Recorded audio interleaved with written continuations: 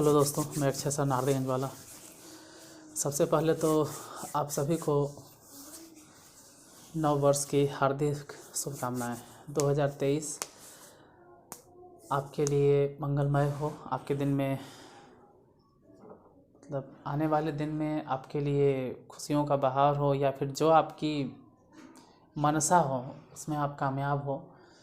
जैसे 10th वाले हैं, अगर स्टूडेंट है तो अभी फ़िलहाल 1-1.5 महीने तक उनकी मनसा यही रहती है कि मेरा एग्ज़ाम अच्छा चला जाए, अच्छा खासा रिजल्ट हो जाए। अब रहा बात कि अभी आपकी मनसा है कि आप करोड़पति बन जाएं, तो ये तो अलग बात है, ये तो नहीं कह सकते, लेकिन कम से कम ये गुजारिश कर सकते हैं कि आपका 10th एग्ज़ाम अच्छा जाए, अच्छा खासा नंबर से आप पास हो जाए, क्योंकि सक्सेस के सबसे पहले सीढ़ी यहीं से स्टार्ट होगी। आपको सर्टिफिकेट जो कहा जाता है यहीं से मिलेगा। तो चलिए, ईश्वर से मेरी प्रार्थना है कि आप सभी का आने वाला दिन 2023 में अच्छे से गुजरे। 2022 जैसे बीत गया, कहा जाता है बीत गई सो बात गई, उसको छोड़िए। कम से कम जितना टाइम मेरे पास है,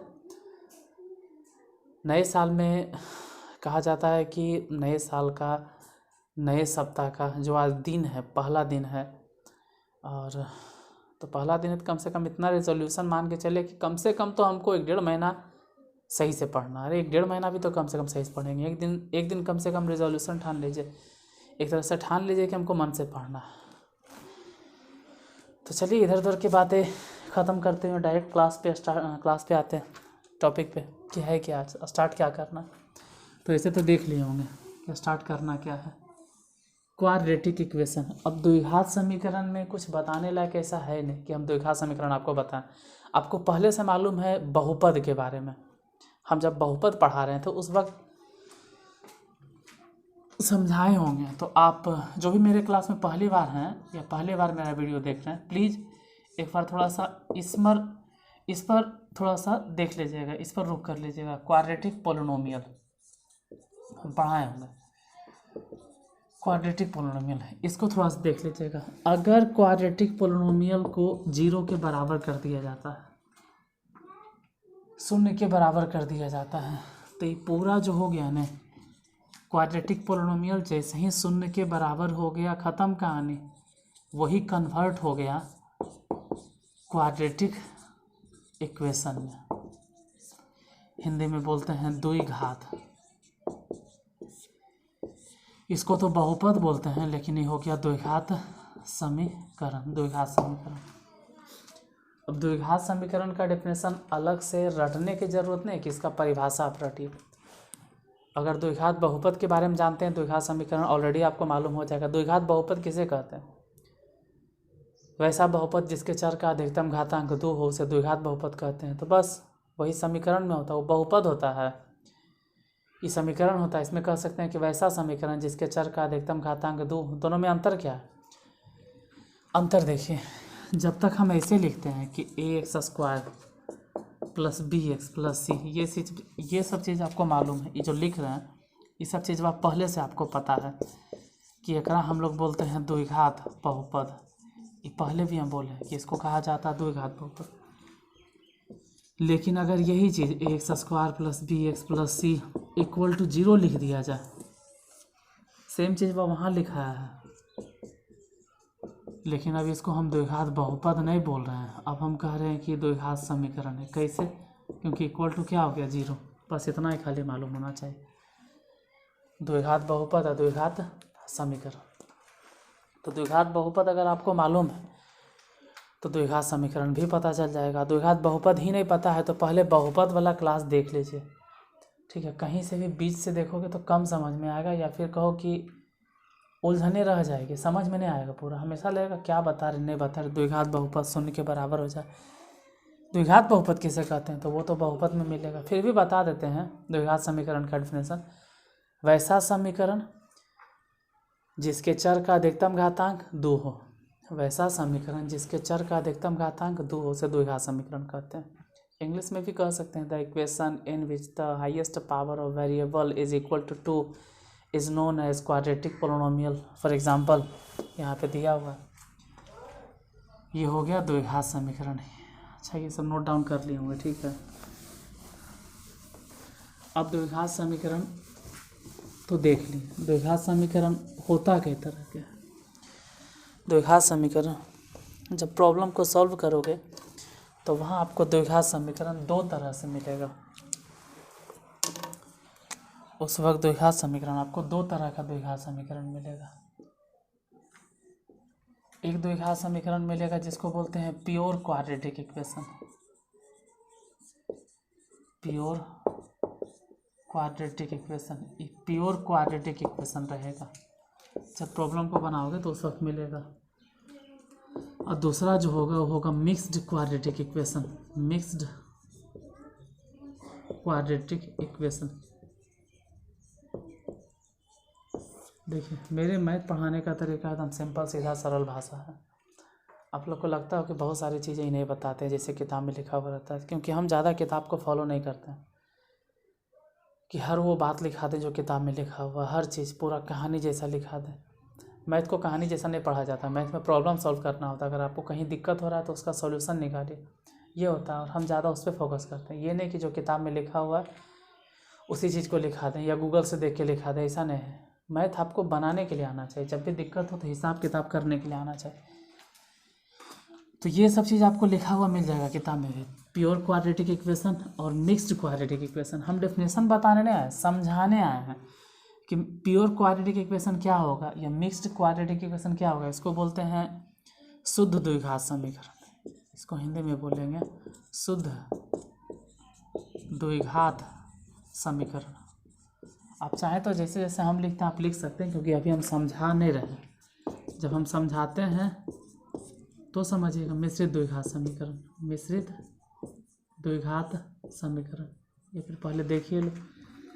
शुद्ध द्विघात समीकरण क्या होता है? जैसे कहा जाए कि ax square plus B X plus C, ये होता है इक्वल टू 0 द्विघात समीकरण का मानव group. ax square plus B X plus C equal to 0, ये होता है द्विघात समीकरण का मानव ग्रुप। लेकिन अगर किसी कारणवश यहाँ बी एक्स नहीं हो, अगर किसी कारणवश बी एक्स नहीं हो, सिर्फ हो एक्स स्क्वायर प्लस में सी, तब भी अगर बी एक्स नहीं है तब भी हम लोग बोलेंगे कि यह द्विघात समीकरण है, तब भी यह द्विघात समीकरण है। और जहाँ तक बोलो कि और यह शुद्ध द्विघात समीकरण है, क्यों? क्योंकि एक्स पर दो पावर है, बस एक्स पर दो ही पावर है, इसलिए शुद्ध है। जैसे कि मान लीजिए 4x स्क्वायर प्लस में 1 इज इक्वल टू 0, तो यहाँ पर तो एक्स पर दो ही पावर है। जब एक्स पर सिर्फ दो ही पावर है, ये है दो ही घात है, ये है सिर्फ दो ही है, तो शुद्ध हो गया। लेकिन इसमें एक्स पर दो भी पावर है और यहाँ एक्स पर 1 भी पावर है, जैसे कि 4x स्क्वायर हो गया प्लस 4x प्लस 1। इसमें देखो एक्स पर पावर 2 भी और एक्स पर पावर 1 भी, मतलब एक्स पर पावर 1 भी है। हाँ, ये अलग बात है कि सबसे हाईएस्ट पावर कितना है? 2। हाँ, तो हाईएस्ट पावर 2 है, तो चलो हम लिख देते हैं कि हाईएस्ट पावर 2 है, इसलिए क्या है? द्विघात समीकरण। लेकिन हाईएस्ट पावर 2 है और 1 भी तो है, मतलब 2 होने के साथ साथ एक्स पर पावर 1 भी, इसलिए हो गया मिश्रित द्विघात समीकरण। और ये वाला हो गया शुद्ध द्विघात समीकरण। तो डेफिनेशन हम नहीं लिखाएंगे, डेफिनेशन आपके मन में आना चाहिए कि क्या बोलना है।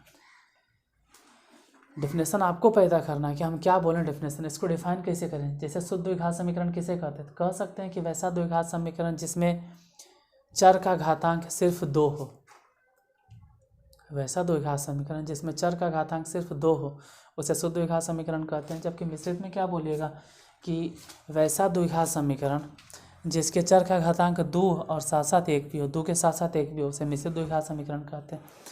तो दोनों द्विघात समीकरण डेफिनेशन हो गया, उसका स्टैंडर्ड फॉर्म हो गया, एग्जाम्पल हो गया, आप चाहे तो नोट डाउन कर लीजिए। अब आते हैं द्विघात समीकरण के मूल पर।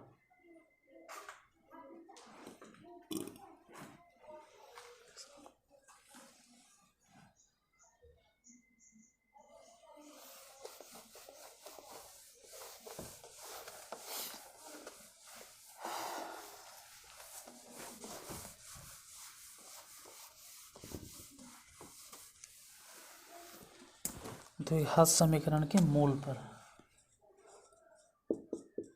द्विघात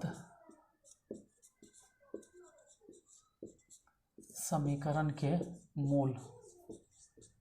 सेम चीज़, द्विघात समीकरण के जो मूल होता है ना, यही आप बहुपद में पढ़े होंगे। जो यहाँ पर हम मूल बोल रहे हैं वहाँ पर बोलते थे द्विघात बहुपद के मूल नहीं कहते थे, वहाँ पर हम लोग कहते थे शून्यक। जो काम होता था शून्यक का वही काम इसमें है किसका, मूल का।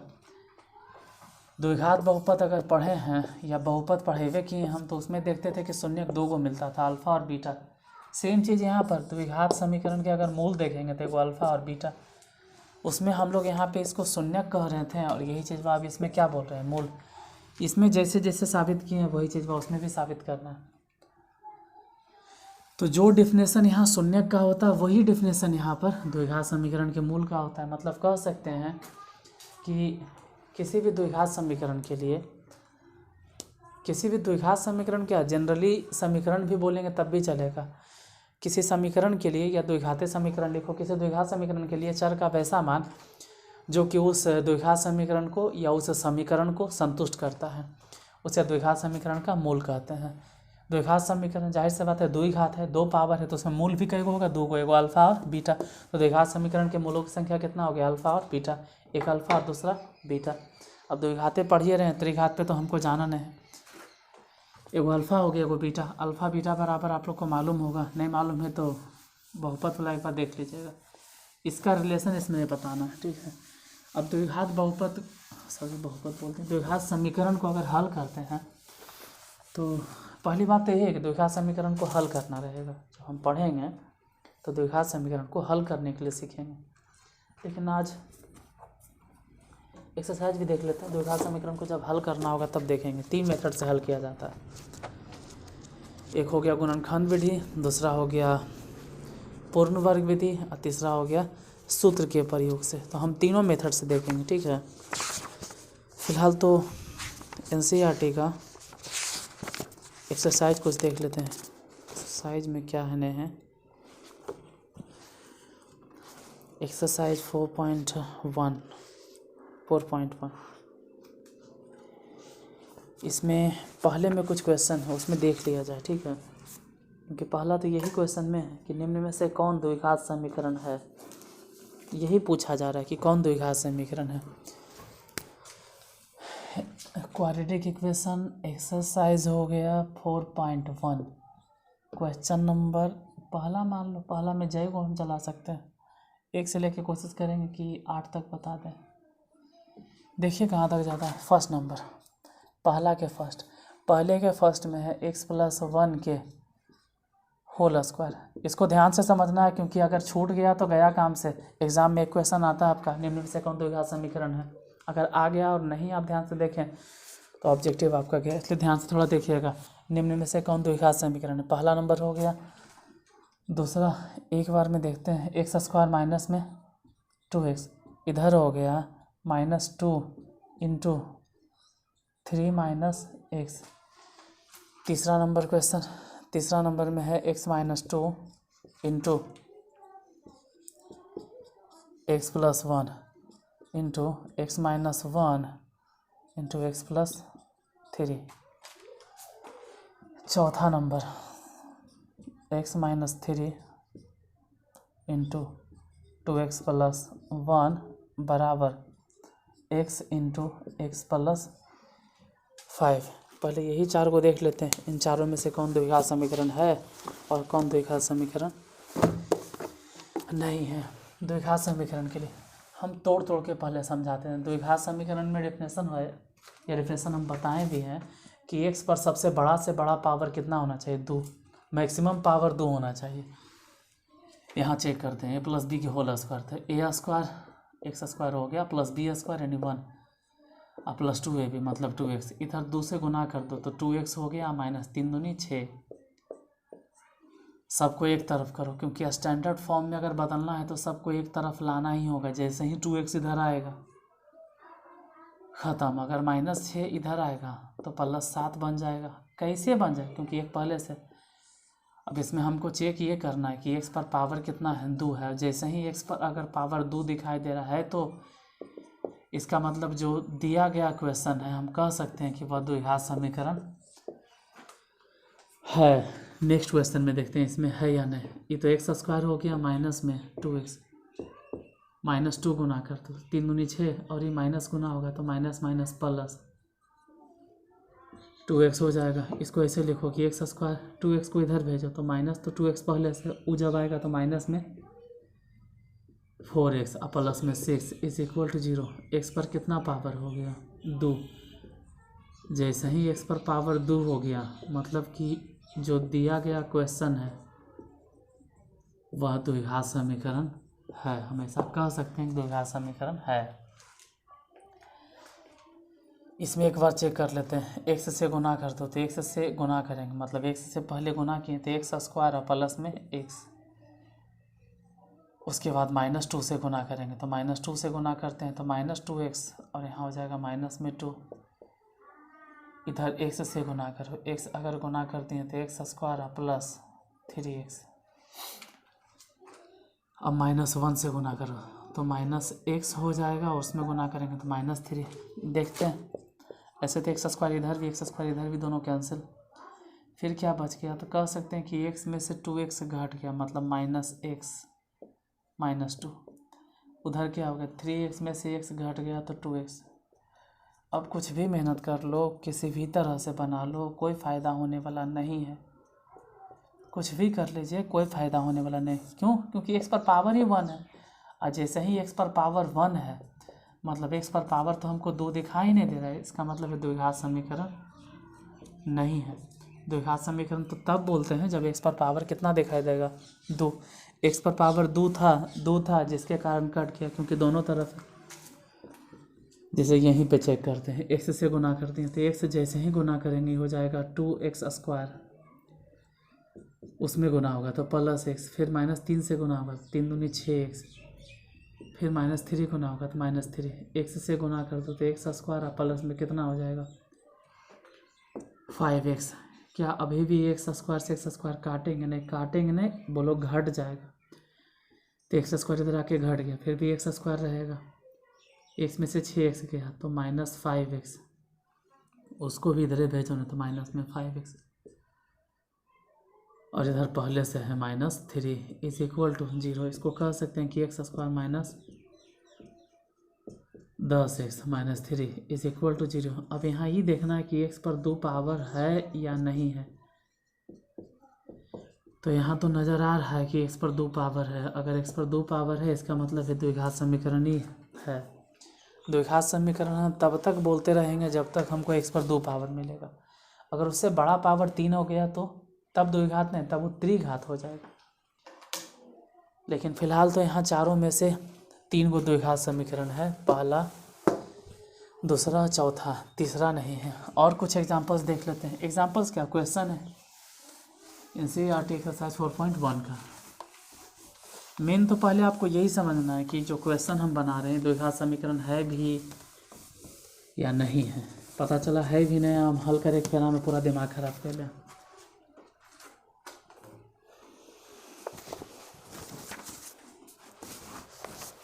चार क्वेश्चन और देख लेते हैं। क्वेश्चन नंबर 5,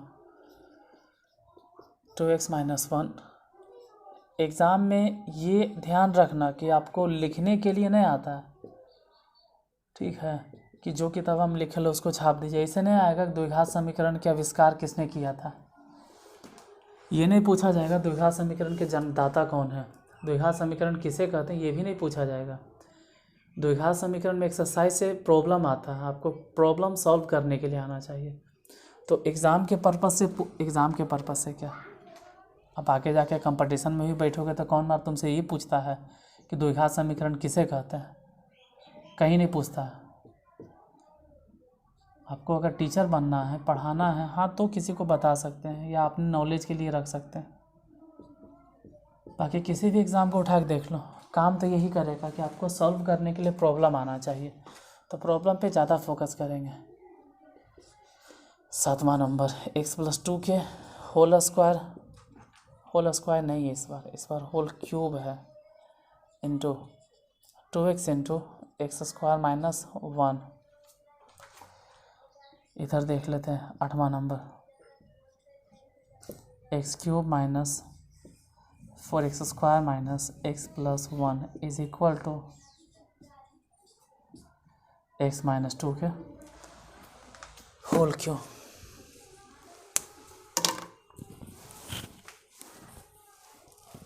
देखो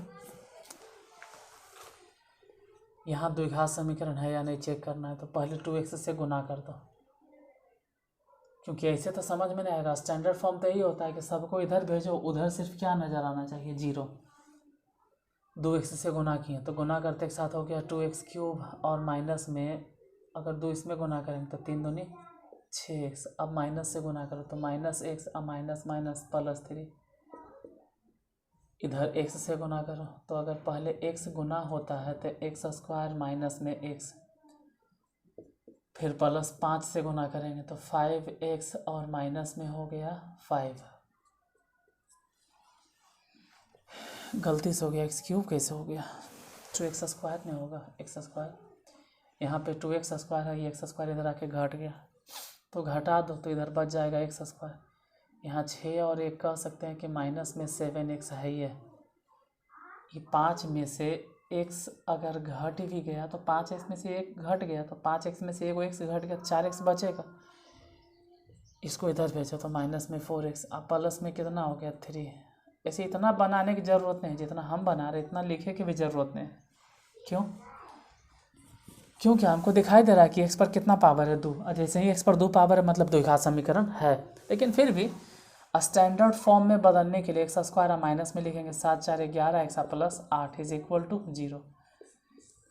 यहाँ तक तो खैर लिख देंगे। यहाँ तक लिखने का फ़ायदा क्या होगा, फ़ायदा ये होगा कि एक चीज़ तो पता चल गया कि यह द्विघात समीकरण है। अब इसी में से अगर a b c ढूंढे कहते तो a बराबर आप ढूंढ लीजिएगा 1, b बराबर ढूंढ लीजिएगा -11, c बराबर ढूंढ लीजिएगा 8। हालांकि ये सब नहीं निकालना है, ठीक है, इस पर ध्यान नहीं देना। a b c मेन चेक करना है कि द्विघात समीकरण है या नहीं है। जैसे इसी में x² है, इसको जरा एक बार चेक करते हैं। x² प्लस में 3x + 1। अभी तो देखकर साफ साफ झलक रहा है कि x पर 2 पावर है मतलब द्विघात समीकरण, लेकिन क्या पता तोड़ने के बाद ही ख़त्म हो जाए। जैसे a² प्लस में b² -2ab तो -4x हो गया ख़त्म। कहाँ बचा, ये तो है 3x। जैसे ही 4x को इधर भेजेंगे तो प्लस में 4x और 4 को इधर भेजो तो 1 पहले से है, 4 इधर आके माइनस में हो जाएगा, -4 0, 3x 4x 7x। अब कुछ लिखने नहीं, x पर आपको पावर दिखाई दे रहा है कि x पर कितना पावर है, 1, यानी 1 पावर है ना। तो इसको हम लोग रैखिक समीकरण तो कह सकते हैं, लेकिन द्विघात समीकरण नहीं कह सकते। द्विघात समीकरण नहीं है, क्योंकि द्विघात समीकरण के लिए मानक रूप है कि x पर पावर 2 होना चाहिए। जिसे यहीं पर देखते हैं a + b के होल क्यूब। इसको एक बार तोड़ के देखते हैं, +b के होल क्यूब क्या होता है। a + b के होल क्यूब हो जाएगा a³ + b³ तो 2 के क्यूब 8 + 3a² b मतलब x² × b + 3ab², 3a मतलब x, b² 2 के स्क्वायर हो गया 4। इधर 2 से गुना करो तो 2 से अगर गुना करेंगे तो 2x² में गुना किया 2x³ हो गया। यही चीज़ का गुना हो गया तो 2x। ये 2x³ को इधर भेज दो, चाहे इसी को उधर भेज दो, किसी को भी किधरों भेजो क्या फ़र्क पड़ता है। 2x³ इधर आके घटेगा तो x³ बचेगा। इसको अगर ध्यान से देखा जाए तो 3 दूनी हो गया 6x², 4 तिया 12x तो है ये है। 2x को इधर भेजो तो प्लस में 2x हो जाएगा, और इधर पहले से है 8 = 0। एक कर कहानी भी ख़त्म। माइनस में x³ प्लस में 6x² प्लस में 14x + 8 = 0। ये वाला भी द्विघात समीकरण नहीं है। क्यों नहीं है द्विघात समीकरण? क्योंकि साफ झलक रहा है कि x पर पावर कितना है, 3 है। हाईएस्ट पावर यहाँ पर हाईएस्ट पावर 3 है, भले ही पावर 2 है लेकिन उससे बड़ा पावर 3 है, इसलिए त्रिघात समीकरण ना कि द्विघात समीकरण है। लास्ट क्वेश्चन एक देख ले, चलो उसको भी देख लेते हैं। इसको ये द्विघात समीकरण है या नहीं। अब यहाँ पर तो x पर पावर 3 है मतलब द्विघात समीकरण या नहीं है, ऐसा लग रहा। अब ये आपके लिए होमवर्क रह गया। आप कमेंट बॉक्स में हमको कमेंट करके बताइएगा कि यह द्विघात समीकरण है या नहीं है। और जो भी आता है इसको हल करके जो भी आए, ठीक है, जितना भी आता है, जो भी आए, चाहे द्विघात, चाहे त्रिघात, चाहे पंचघात, वो समीकरण लिखना है आपको। कहाँ लिखना है? तो जब वीडियो ख़त्म हो जाएगा तो आपको लिखना होगा कमेंट बॉक्स में, आंसर बताइएगा। हमको मालूम है देखने वाले 100 लोग होते हैं, लेकिन कमेंट करने वाला 20 या 25 लोग। हमको ऐसा लगता है कि वही कहानी ऑफलाइन वाला, जो ऑफलाइन में होता है वही ऑनलाइन में होता है, कोई असर नहीं पड़ता है जैसे ऑफलाइन में भी। ऑफलाइन में भी अगर 2 बच्चा पढ़ रहा है तो उसमें मुश्किल से 10 या 15 स्टूडेंट पढ़ने वाला होता है। यहाँ पर भी सेम कहानी है, किसी को कोई फ़र्क नहीं पड़ता है। फिर भी कम से कम जो पढ़ने वाले हैं, जिनको लगता है कि हम अच्छे सर की नज़र में बने हुए रहें कि हाँ भाई देख रहे हैं, आप पढ़ रहे हैं, जब रिज़ल्ट अच्छा है तो हम एक बार मिलेंगे आपसे, भले ही लाइव ही मिले या ऑफलाइन में ही मिले, तो कम से कम आपको मतलब हमको तो पता चले कि हाँ भाई ये लड़का मेरे यहाँ पढ़ता था, स्टूडेंट मेरे यहाँ पढ़ रहा था, कम से कम मेरा वीडियो देखा था, कुछ तो सीखा था। चलो, जिनको मन करे, जिनको समझ में आता है, उनके लिए होमवर्क हो गया। आप बताइएगा कि द्विघात समीकरण है या नहीं है। देख के तो नहीं लग रहा है, लेकिन ऐसा नहीं कहा जा सकता, पूरा हल करने के बाद पता चलेगा। जो भी समीकरण आएगा वो कमेंट बॉक्स में आप लिख के दीजिएगा। तो आज पहले साल का, पहले महीने का, पहले सप्ताह का पहला दिन, हमको लगा चलो आज से ही वीडियो स्टार्ट कर देना चाहिए। तो आपके लिए थोड़ा सा ही, ज़्यादा लंबा नहीं बना होगा, पता नहीं कितना टाइम का वीडियो बना है, 26 मिनट। थोड़ा थोड़ा करते करते वहीं क्या हमेशा कर आधा घंटा। तो ठीक है, अगर वीडियो पसंद आया हो तो प्लीज़ वीडियो को लाइक कीजिएगा। सब्सक्राइब तो आप लोग कर ले ही होंगे पहले से ही, शेयर ज़रूर कर दीजिएगा, ठीक है। ज़्यादा से ज़्यादा लोगों तक शेयर कीजिए, क्योंकि एग्ज़ाम का टाइम एकदम नज़दीक आते जा रहा है धीरे धीरे। अब तो टाइम एकदम नहीं पता चलेगा, अब एकदम नहीं पता चलेगा। 26 जनवरी, फिर पता चला सरस्वती पूजा है, उसमें 1-2 दिन बर्बाद हो जाएगा, टाइम आपका ऐसे ही पार हो जाएगा। तिल संक्रांत है, 14 जनवरी आने वाला है, तो पढ़ने पे ध्यान दीजिए, ठीक है। जितना वीडियो मिल रहा है उसको ध्यान से देखते जाइए और ख़ुद से भी मेहनत कीजिए। सिर्फ वीडियो इनफ नहीं है, ऐसा नहीं कि मेरा क्लास है सिर्फ इनफ है। तो ठीक है, फिर कल मिलते हैं नेक्स्ट वीडियो में।